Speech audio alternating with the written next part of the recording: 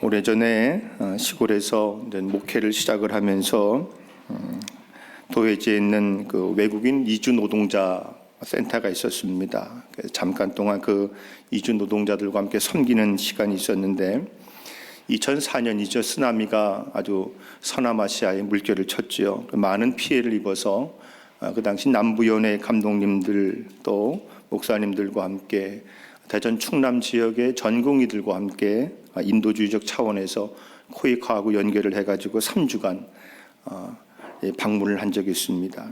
그때 이제 유명한 그 길리기아 지역을 방문했을 때 이야기인데, 밤에 자는 동안에 이제 얼마나 그 원숭이들이 그 지붕 위에서 부스락거리던지 밤잠을 자지를 못했어요.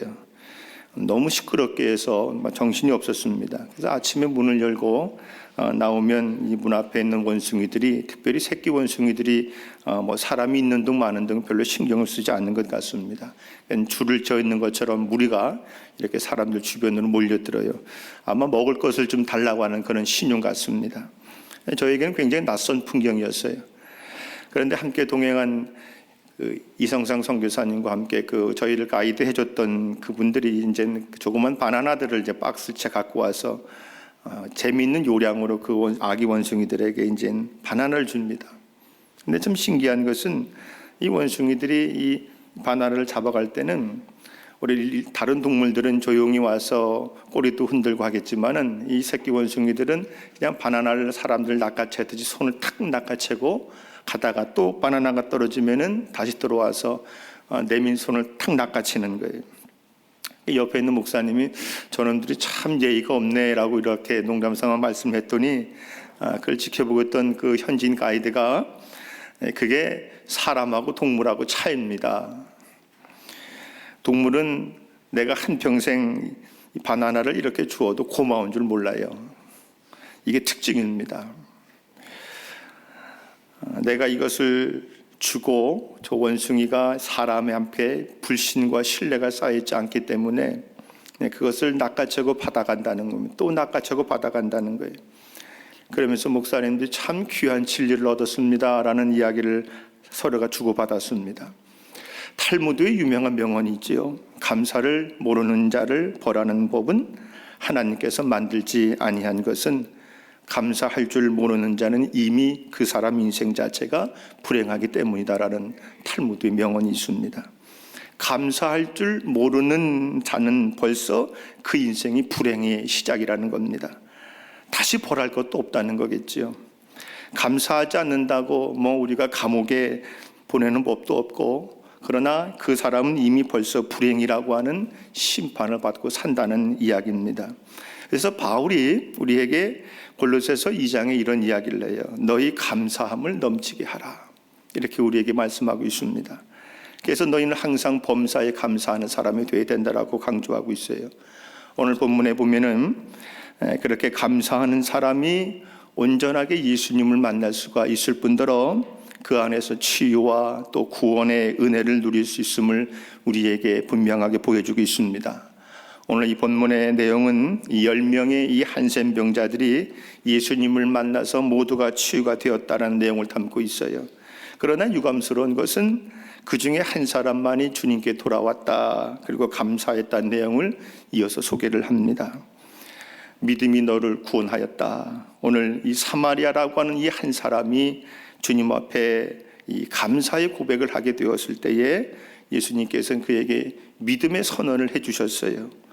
이 주님의 이 믿음에 관한 선포가 우리에게 어떤 영적인 교훈을 주는지 오늘 이 새벽에 말씀을 통해서 몇 가지 교훈을 얻고자 합니다. 첫째로는 감사로 깨닫고 돌아오는 믿음을 너희에게 가지라 합니다. 감사로 깨닫고 돌아오는 믿음이 있어야 돼요. 10명의 한센병 환자를 만났다, 이 병에 걸렸다 하면은 이 시대는 모두가 다 격리가 됩니다. 지금도 우리가 코로나19 바이러스 때문에 자가격리가 우리가 전 세계적으로 이루어지고 있지 않습니까? 그러나 이 당시에는 약이 없기 때문에 이 사람들은 예루살렘 성 밖에서 쫓김을 당한 뿐만 아니라 죄인이라고 하는 멍에까지 이 사람들은 다 쓰고 있습니다. 사회와의 단절, 가정과의 단절, 그리고 이웃과의 단절, 또 죄인이란 멍에 속에서도 하나님과의 단절을, 모든 단절을 다 막혀있는 사람들이 이 당시 한센병 환자들이에요. 성전에는 뭐 도무지 갈 수가 없습니다. 불쌍한 사람들입니다. 근데 예수님께서 긍휼히 여기시고 병을 고쳐주셨어요. 오늘 본문에 보면 참 중요한 말씀이 나옵니다. 제사장에게 가서 보이라, 이 말씀을 예수님이 말씀해 주셨어요. 제사장은 당시에는 영적으로도 육적으로도 의사의 역할을 하는 사람입니다. 그런 거로 생명이, 한 생명이 나았는지 한 생명이 아직 남아있는지는 제사장이 판단을 한다는 겁니다. 그리고 너는 나았다 인정을 하면 그때는 집으로 돌아갈 수가 있는데, 아직 낫지가 않았다, 뭐 우리가 안수한 것도 아니고 안찰한 것도 아니고 깨끗한 것도 아니에요, 그저 제사장에게 가서 보이라, 이 말을 듣고 가야 합니까 말아야 합니까? 그러나 이 사람들이 이만큼의 믿음이 있었고 이만큼의 순종이 있었고 또 그 제사장에게 보이려고 가는 길에 보니까 나았다는 겁니다. 얼마나 희한해요. 얼마나 감사합니까? 바로 그 순간에 이 사마리아 사람 한 사람이 길을 돌려서 예수님께로 와서 발 아래에 꿇어 엎드려 살해했다는 이야기입니다. 그런데 그 아홉은 어디론가 가버렸어요. 여러분, 우리가 여기서 한 가지 생각해 봐야 합니다. 감사가 조건은 아니라는 거예요. 감사가 의무가 아니란 말입니다. 오늘 우리가 예수님의 말씀을 가만히 들어보면 이렇게 와서 감사하는 자를 기쁘게 여기시고 예수님 돌아오라고 말씀하신 적이 없어요. 돌아와서 너희가 나에게 반드시 살해를 해야 된다, 감사해야 된다라고 주님은 말씀하지 않아요. 그러나 주님이 이렇게 질문하시죠. 그 아홉은 어디 있느냐? 무슨 말입니까?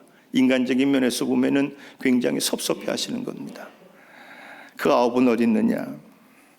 감사가 의무도 아니고 감사가 조건도 아닐진데, 그러나 자발적으로 자원적으로 와서 감사하는 것을 예수님께서는 기뻐하신다는 겁니다.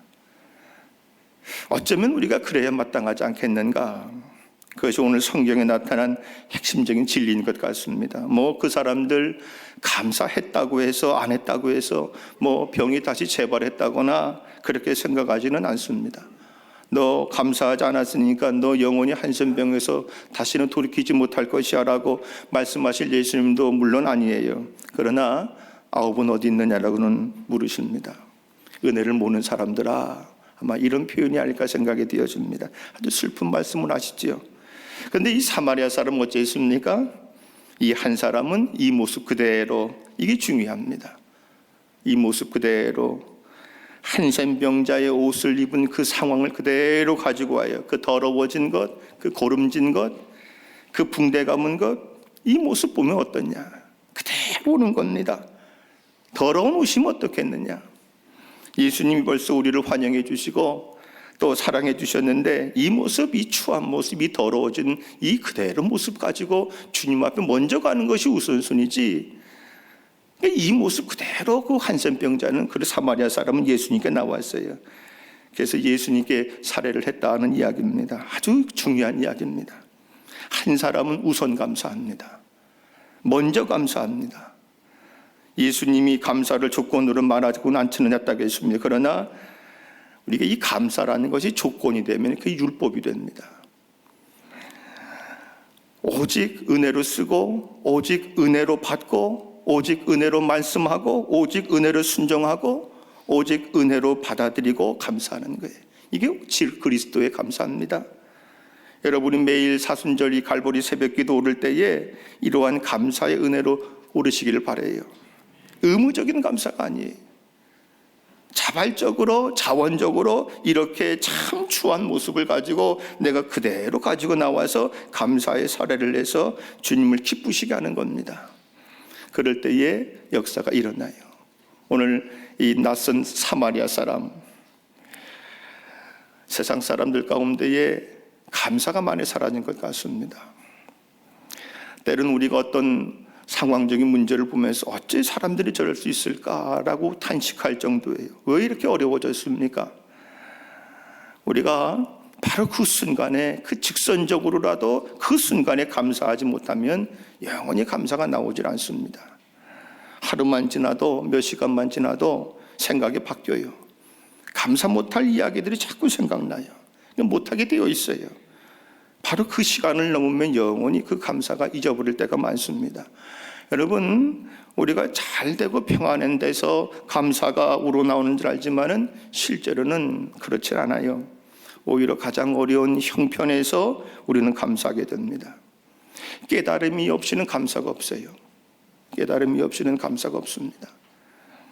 고통이 없이는 깨달음도 없지요. 깨달음의 깊은 세계에서 감사하고 감사할 때 그것이 행복으로 이어지는 겁니다.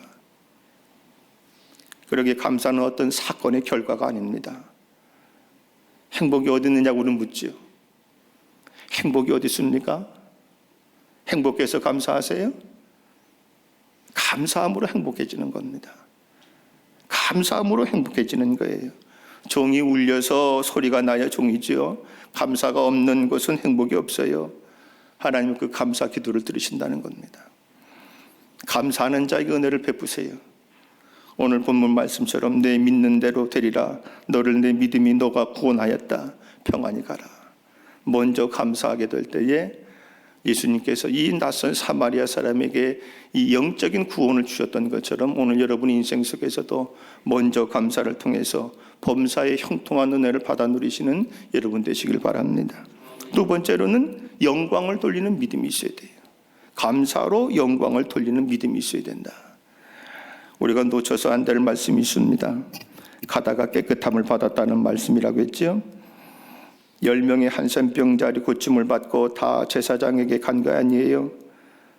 그들은 아직까지 고침을 받지 않았지만 그럼에도 불구하고 말씀을 믿고 제사장에게 가다가 깨끗함을 받은 것입니다.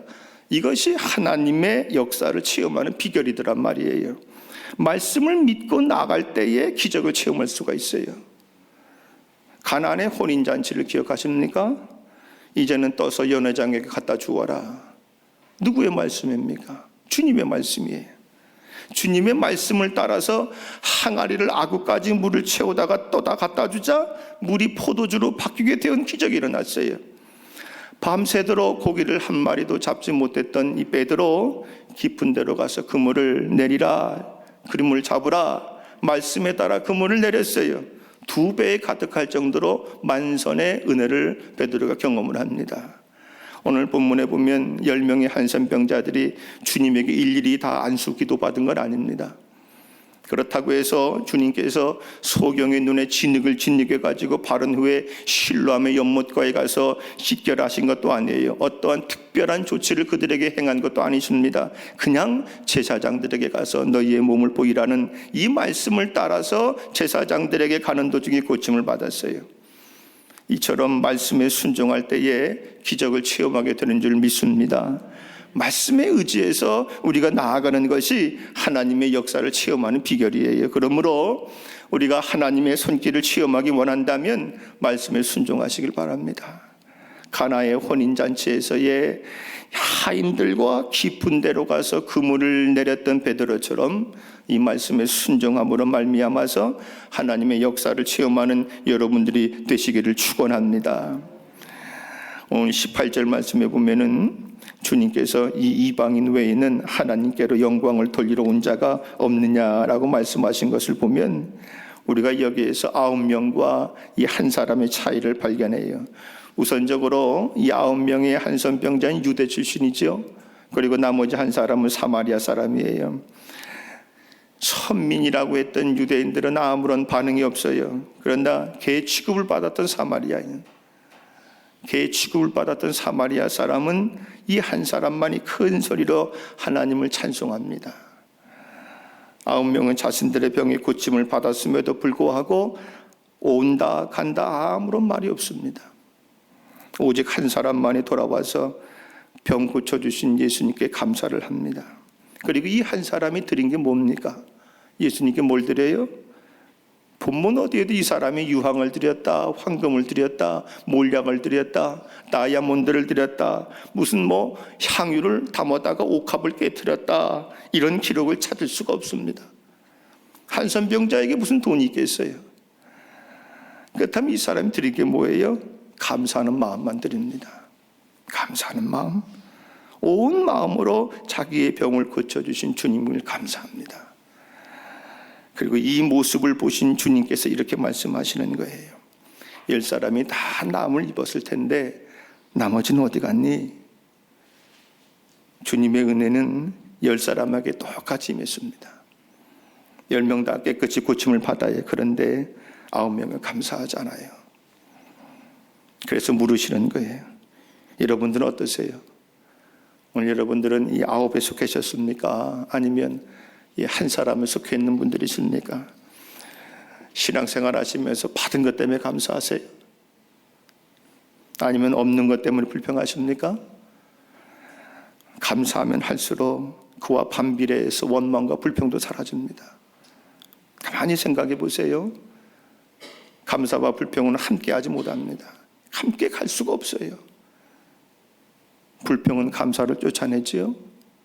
반대로 감사는 불평을 쫓아냅니다. 그러므로 항상 기뻐하십시오.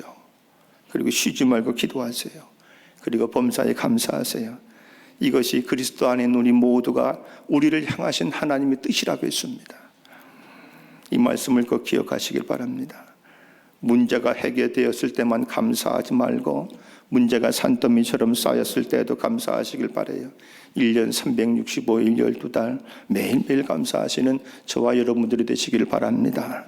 마지막으로는 감사로 구원을 얻는 믿음이 있어야 됩니다. 우리의 인생이 죄송하지만 아직 끝이 나지 않았지요. 아직 우리에게는 주어진 일상들이 많이 있지 않습니까? 누가 이 남은 길을 행복하게 갈 수 있다라고 보장하십니까? 여러분 스스로 내 남은 인생이 행복해질 것이라는 확신을 가지고 있으세요?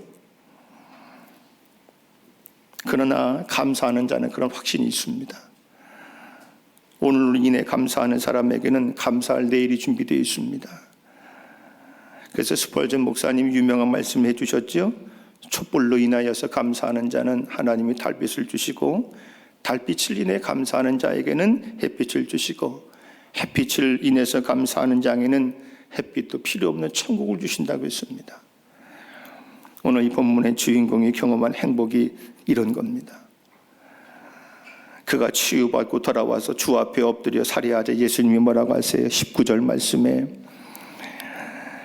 그에게 이르시되 일어나 가라 내 믿음이 너를 구원하였다. 육체의 치유로 인하여서 감사하였더니 주님께서는 그의 영혼의 구원을 보장해 주셨어요. 감사하는 자에게는 구원의 은혜까지 주어지는 겁니다. 사실 우리가 이 구원의 은혜에 비하면 치유의 은혜는 작습니다.